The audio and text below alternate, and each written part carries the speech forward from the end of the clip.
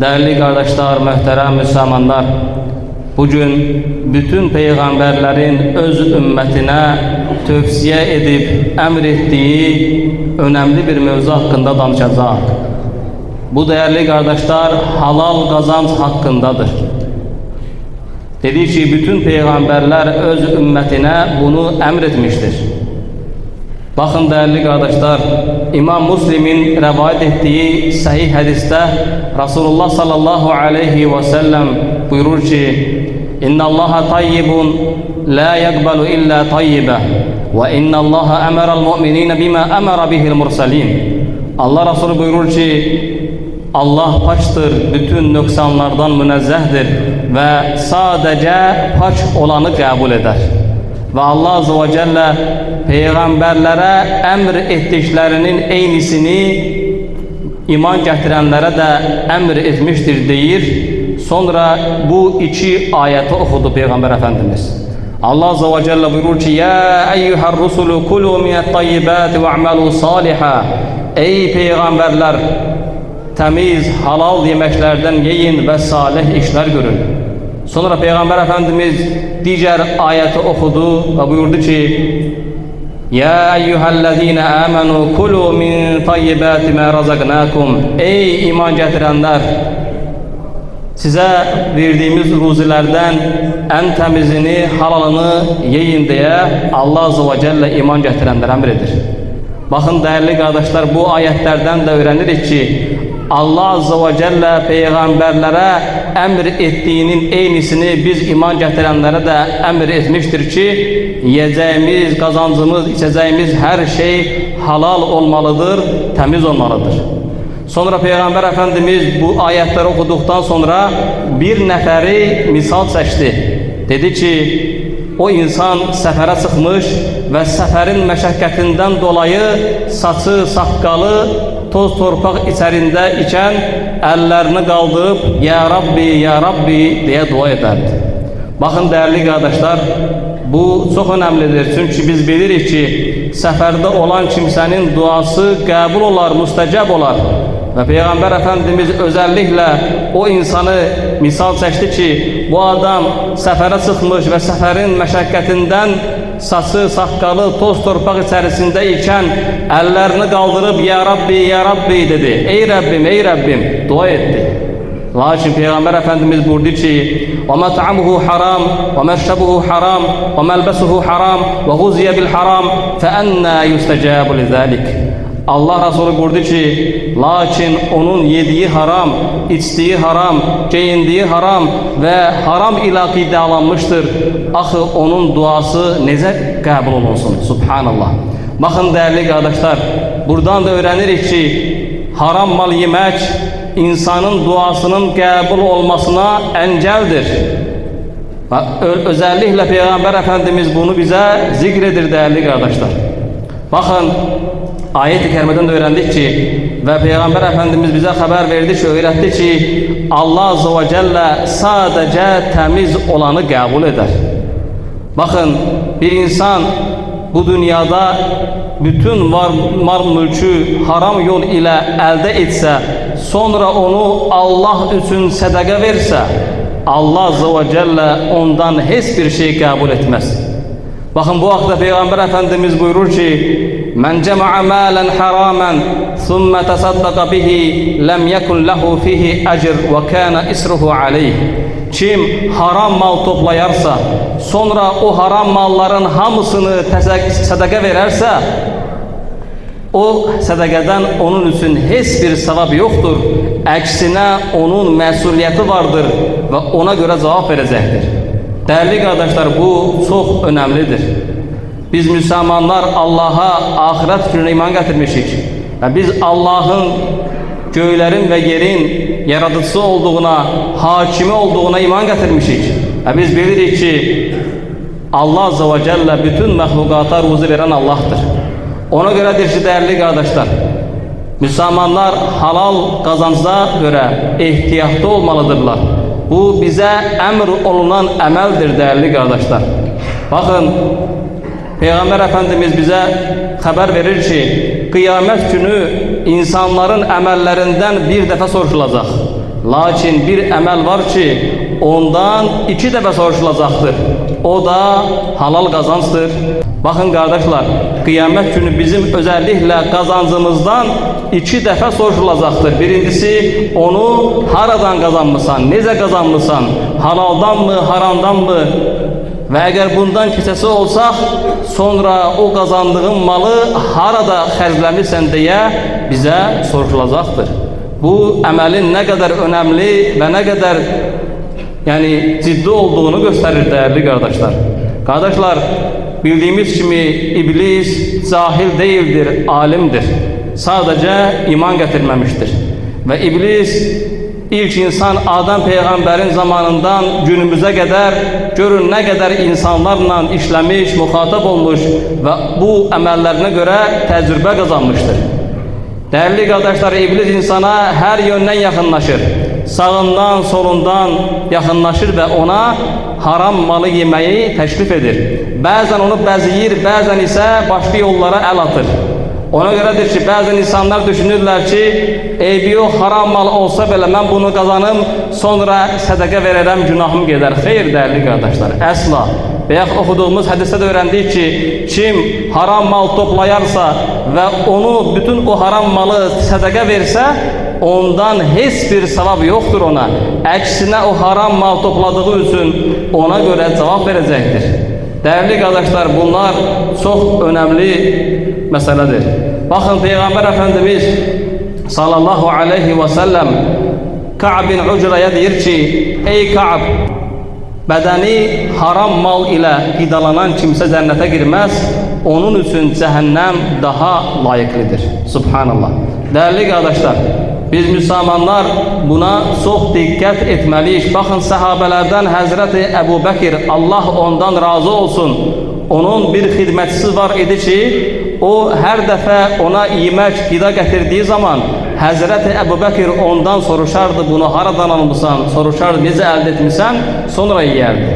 Lakin bir gün o bir yiyəcək gətirir, lakin Həzrəti Əbu Bəkir onu haradan aldığını ondan soruşmur. Və ondan sadəcə bir tikə götürür, yeyir, udduqdan sonra isə soruşur ki, bunu hardan almışsan? Onun xidmətçisi deyir ki, cahiliyyə dönəmində mən insanlara qeybdən xəbər verirdim, kahinlik ilə məşğul idim, lakin həmən o insanlardan biri mənə borclu idi. Bu gün onu mən bazarda gördüm, bunun müqabilində bunu verdi mənə dedi. Və Həzrəti Əbu Bəkir dərhal tərəddüd belə etmədən barmaqlarını ağzına soxdu ki, qusa bilsin. Lakin nə qədər səy göstərdisə, qusa bilmədi. Ətrafındakılar dedilər ki, ey Əbu Bəkir, əgər qusmaq istəyirsənsə, su içməlisən. Və dərhal su içdi və o yediyi bir tikəni də dərhal çıxartdı və Allahdan bağışlanma dilədi, subhanallah. Baxın, dəyərli qardaşlar, bir tikə belə olsa, haram maldan gəlmiş isə, onu yeməkdən belə çəkindi.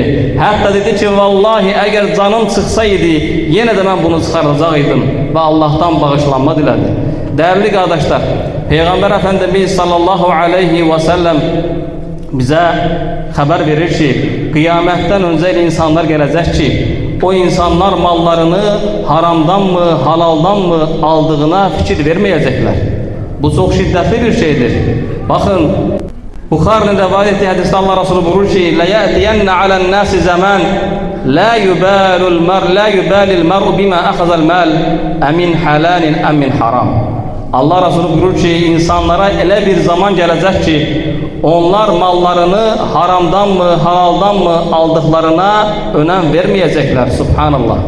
Dəyərli qardaşlar, biz bilirik ki, insanlar hələ dünyaya gəlməmişdən öncə onların ruziləri yazılmışdır. Heç kəs ona yazılan ruzisindən nə əksik, nə artığını yeyə bilər. Biz bilirik ki, bu Allah qatında yazılmışdır və hər kəsə bu yetişəcəkdir. Baxın, Allah Azze ve Celle bizə halal mal ilə haram malın əsla eyni olmayacağını bizə xəbər verir. Və Quran-ı Kərimdə buyurur ki, قُلْ لَا يَسْتَوِي الْخَبِيثُ وَالطَّيِّبُ وَلَوْ أَعْجَبَكَ كَثْرَةُ الْخَبِيثِ. Allah Azze ve Celle buyurur ki, de ki, murdar şeyin çox olması sənin xoşuva gəlsə belə, onlar əsla eyni ola bilməzlər. Subhanallah. Değerli kardeşler, dedik ki biz elhamdülillah Allah'a iman getirmişik, ahiret günü iman getirmişik ve biz ruziye göre asla narahat olmamalıyız. Ve Müslümanlar sebeplere yapışıp çalışmalı, sonda ise ruzisini gözlemelidirler. Bakın değerli kardeşler, bazen eşitirik Müslümanlar arasında her bir sual verir, lakin bu suallar bazen bizi üzür, bazen de düşündürür ki bu Müslümanlar görəsən bunu bilmirlərmi ki, belə bir sual verirlər. Bakın kardeşlerden biri deyir ki, mən maşın alveri ilə məşğulam, lakin mən yalan danışmasam işim getməz. Subhanallah. Bu sualın özü belə əslində verilməməlidir. Kardeşler, əgər nə işlə məşğulsansa, nə iş olursa olsun, əgər orada sən mütləq yalan danışmalısansa, bil ki o iş halal değildir ve onu terk eləməlisən. Bakın kardeşler, her birimizin ruzi dedik yazılmıştır. Bazen sual verirler, deyirlər ki, bəs yaxşı haram mal ruzi sayılır mı? Diyelim ki bir insan ömrü boyu haram mal ile qidalanmıştır, haram mal ile dolanmıştır. Bu insanın ömrü boyu yedikleri ruzi sayılır mı? Elbette ki kardeşler, ruzi sayılır.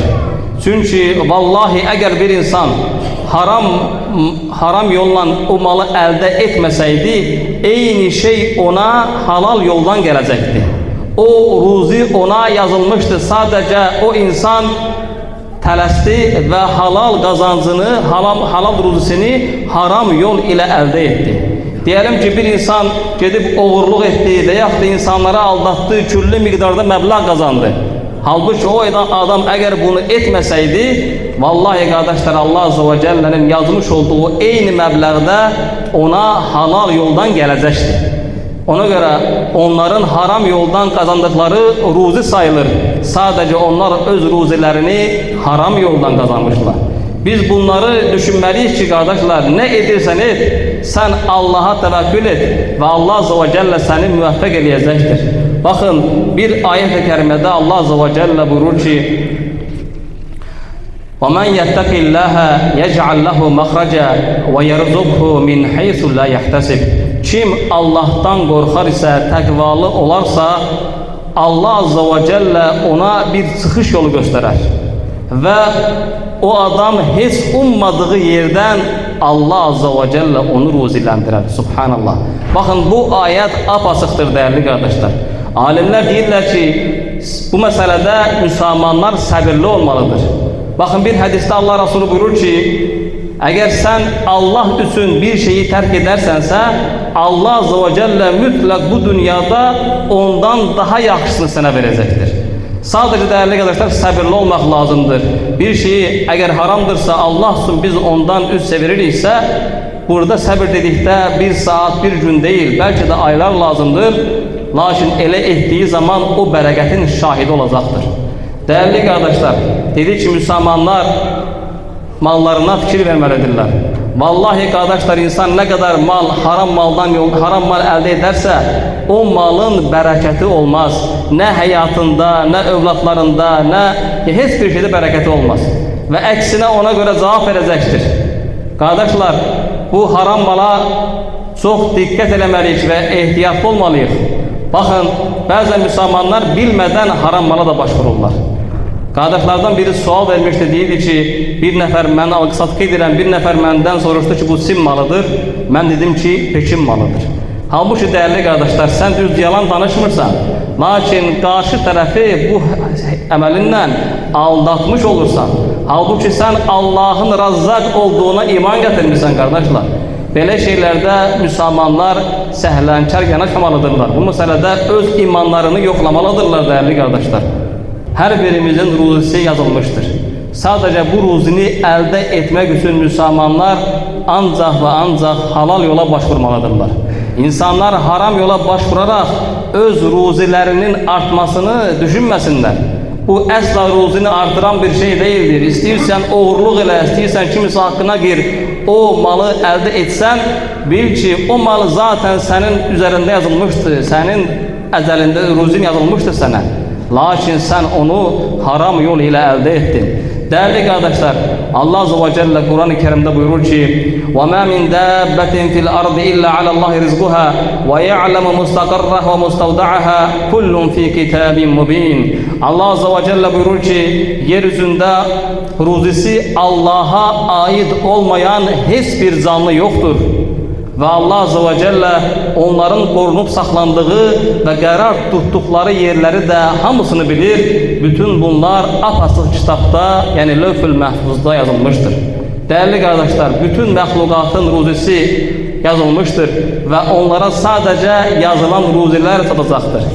Bakın değerli kardeşler, Resulullah sallallahu aleyhi ve sellem buyurur ki İnne ruhal kudus nefese fi ru'i ennehu len temuta nefsun hatta testekmile rizqaha ve aceleha. Allah Resulü buyurur ki Cebrail aleyhisselam gelip benim qəlbimə üfürərək bildirdi ki hiç kəs öz ruzisini ve əzəlini tamamlamadan ölmez. Yani bu necə ki her bir insanın əzəli yazılmıştır, harada necə öləcəyi yazılmıştır. Eyni şekilde de her bir insanın ruzisi de yazılmıştır ve ölmeden, o ruzi ona gelmeden ölmez. Ve sonra Peygamber Efendimiz buyurur ki فَاتَّقُوا وَاَجْمِلُوا فِي الطَّلَبِ. Ona göre Allah'tan korkun ve güzel şekilde ruzi aktarın, talep edin. وَلَا يَحْمِلَنَّكُمْ اسْتِبْتَاءَ الرِّزْقِ عَلَى أَنْ تَطْلُبُهُ بِمَعْصِيَةِ اللّٰهِ. Ruzinin biraz gecikmesi sebebiyle bu sizi Allah'a isyan etmeye götürmesin. فَاِنَّمَا عِنْدَ اللّٰهِ لَا يُنَالِ اِلَّا بِدَاعَتِهِ. Allah katında olanlara sadece ve sadece ona itaat etmek ile elde olurlar. Değerli kardeşler, Allah Azze ve Celle bize buyurur ki رِجَالٌ لَا تُلْهِيهِمْ تِجَارَةٌ وَلَا بَيْعٌ عَنْ ذِكْرِ اللّٰهِ وَإِقَامِ الصَّلَاةِ وَإِيتَاءِ الزَّكَاةِ يَخَافُونَ يَوْمًا تَتَقَلَّبُ فِيهِ الْقُلُوبُ وَالْأَبْصَارِ. Allah Azze ve Celle buyurur ki elə kişiler vardır ki onları ne ticaret ne de algı satkı Allah'ı yad etmekten, namaz kılmaktan ve zekat vermekten yayındırabilmez. O kimseler gözlerin ve kalplerin sevileceği günden korkurlar. Subhanallah. Bakın bu ayetin sebebin, nuzul sebebinde alimler deyirler ki Medine'de Müslümanlar algı satkı ederken azan sesi eşidilir ve derhal mal sahibi dükkanını bağlayır. Hatta alıcı deyir ki bu dəqiqə mən səndən bunu alıram, lakin onu yine satmır. Çünkü azan verir diyorsun. Bakın kardeşler, bu insanlar bakmazlar hallarına, bakmazlar ki hansı haldadır, orada işleyir mi, pul mu kazanır. Bazen biz təəccüb edirik, bazı kardeşlerimiz yani hutbenin uzun olmasından şikayet ederler ki pazarda vaktimiz gelir. Halbuki değerli kardeşler, bütün bunlar onu gösterir ki bizim ruzimiz yani yine tadacaktır. Ve sen bura cümə günü gelirsense bir ki cümə namazı fərzdir kardeşler. Bakın başka örnekler de verebiliriz. Bazen Müslümanlar çok səhlança yanaşırlar ve bu Allah'ın haram ettiği büyük günahlardan olan faize bulaşırlar. Değerli kardeşler, faiz elə bir günahdır ki Allah Azze ve Celle Kur'an-ı Kerim'de buyurur ki ey iman getirenler, faizden kalan her şeyi terk edin. Eğer siz buna son koymasanız bilin ki Allah ve Resulü size muharebe elan etmiştir. Subhanallah. Hatta İbn Abbas deyir ki kıyamet günü faiz alıp verenler, onlar kıyamet günü dirildikleri zaman ellerine bir kılınç verilecek.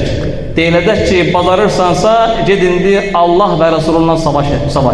Subhanallah. Değerli kardeşler, Peygamber Efendimiz sallallahu aleyhi ve sellem hiç de çok lanet eden birisi değildi. Çok nadiren görerek ki Allah Resulü lanet etmiştir günah sahiplerine. Onlardan biri de odur ki Allah Resulü faizi alana, faizi verene, ona şahit durana ve onu yazanlara Resulullah sallallahu aleyhi ve sellem lanet okumuştur. Subhanallah.